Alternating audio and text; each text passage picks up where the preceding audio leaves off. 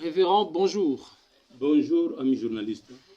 Nous sommes aujourd'hui le 25 mai 2020 ici à Matadi, au Congo central, dont vous êtes le représentant provincial, le représentant personnel du chef spirituel dans cette province. C'est connu de tous, la date du 25 mai, les Kimbanguistes du monde entier célèbrent la Noël. Mais pour cette année, on n'a pas vu le carnaval, on n'a pas vu les Kimbanguistes prier. Quelle lecture faites-vous par rapport à cela? Merci beaucoup. Depuis la genèse de notre Église, l'Église obéit aux ordres du pouvoir en place.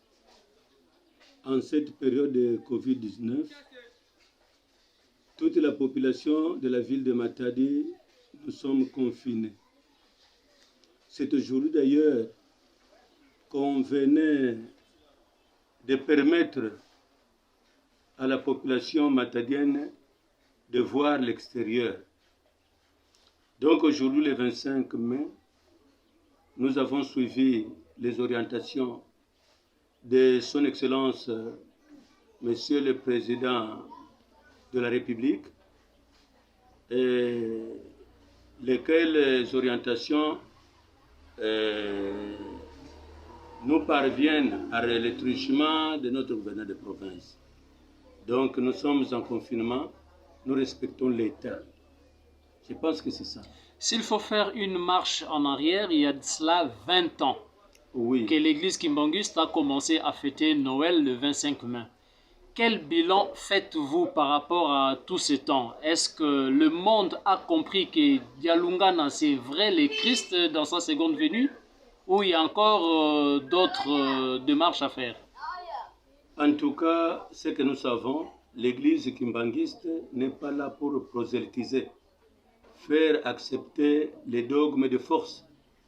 Nous ne sommes pas au temps colonial, parce que hier, pour être baptisé, c'est au prix d'un fouet.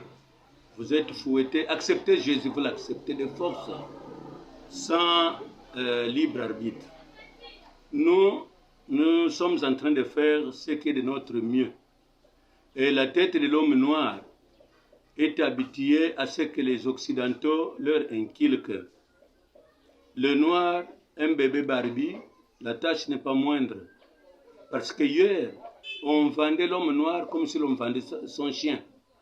Mais dans notre pays, il n'y a qu'un seul nom. C'est le nom de Simon Kimbangu. Il suffit de le citer. La prison, vous n'allez pas la faire ici dans le Congo central, mais vous irez à des milles de kilomètres pour la peine. Donc c'est comme pour dire que nous n'allons pas nous fatiguer. Je connais un musicien profane, qui a dit que la vérité suit les escaliers, tandis que le mensonge va tout droit en ascenseur. Nous qui détenons la vérité, surtout que cette vérité-là est biblique, il y a un soubassement biblique. Personne d'autre ne peut nous supplanter, ni nous convaincre, ni nous faire taire. Donc, amis journalistes, lentement mais sûrement, le monde est déjà au courant que c'est le 25 mai qui est la date véridique de la naissance de notre Seigneur Jésus. Kimbanguiste était reconnu officiellement par l'État congolais. Et de 1959 jusqu'en 2000, l'église Kimbanguiste fêtait la Noël le 25 décembre. Qu'est-ce qui a fait que vous puissiez d'emblée changer la date du 25 décembre au 25 mai et pourquoi garder seulement la date du 25? C'est seulement le mois qui ont changé. Donc, ce que nous savons, hier nous étions colonisés. Et chaque fois que l'on fêtait le 25 décembre, Papa Dengenda ne faisait que ironiser. Mes chers enfants, je ne sais pas comment on doit accepter la date du 25 décembre, mais tôt ou tard, je finirai par vous révéler la véritable date. Eh bien, même l'Église chrétienne tout entière est au courant que la date du 25 décembre, c'est une date qu'ils ont ramassée dans la poubelle. C'est une fête païenne. Les dévots du culte de Mitra louaient Dieu Soleil. On appelait cela le Dies Natalis Solis Invicti. Donc, ils vantaient le Dieu soleil qui demeure invincible. Les pères de l'Église au IVe siècle, parce qu'il n'avait pas de matière, bien que Jésus avait dit qu'il n'est pas allé loin, et puis s'ils ont des préoccupations qu'ils puissent intéresser le Saint-Esprit, les chrétiens n'ont pas besoin d'aller chercher le Seigneur Jésus-Christ pour forger les dogmes. Ça nous étonne. Donc l'Église est dirigée par ses propres ennemis.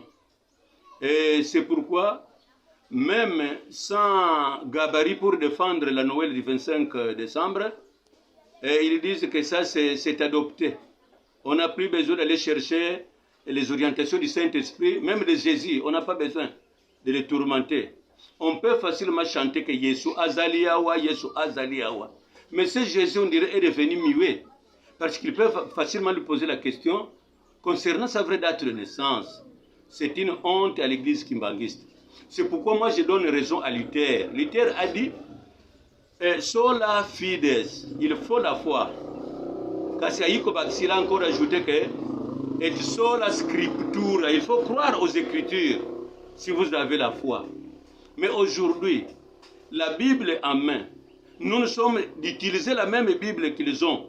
Mais chez nous, la différence est que c'est le Saint-Esprit qui nous accorde l'exousia pour expliciter ce que d'autres ne peuvent pas facilement comprendre dans la Bible.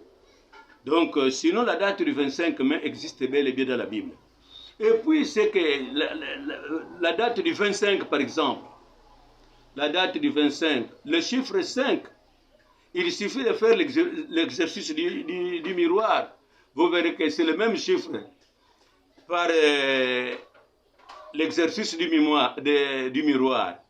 5 se transforme en 2. Il suffit d'utiliser le miroir.